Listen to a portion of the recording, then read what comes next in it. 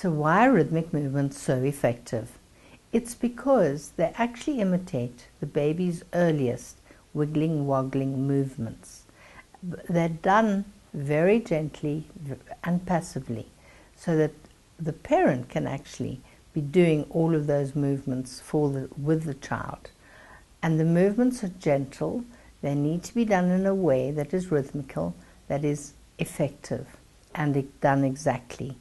So what these movements then do is they start to work with the vestibular system, and that is our balance mechanism within our inner ear, the most important system really in our bodies that needs to be working well.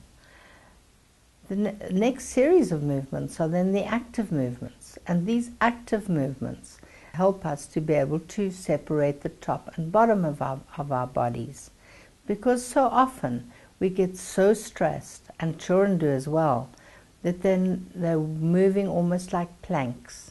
There's no separation between the top and the bottom half of the body when they're moving. So that means that when the child is sitting at the desk at school, it's not able really to be able to sit upright and to be able to just use its hands to write, or to be able to hold the book comfortably, to be able to read, instead of which that child is wriggling all over the place and putting the legs up underneath, or in some cases I've even seen children having to stand in order to write because the bottom half of their bodies are kind of unstable, so they're not holding the whole system upright. So that's part of the work that we do in rhythmic movements. And that is why rhythmic movement training is so effective. Now, what training can you do? How can you learn about this?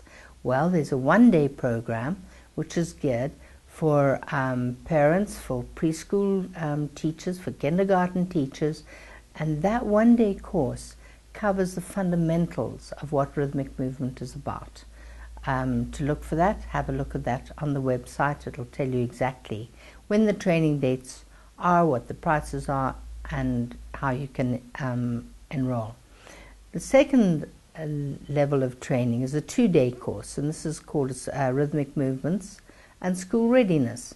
This gives you a lot more detail about the childhood reflexes, and obviously over a 2-day course you're going to learn a great deal more about rhythmic movement training and about the childhood reflexes.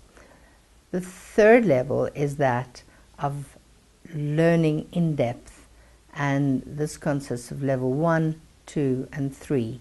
And this training takes you through all the childhood reflexes, how to assess each reflex, and how to be able to integrate the reflexes.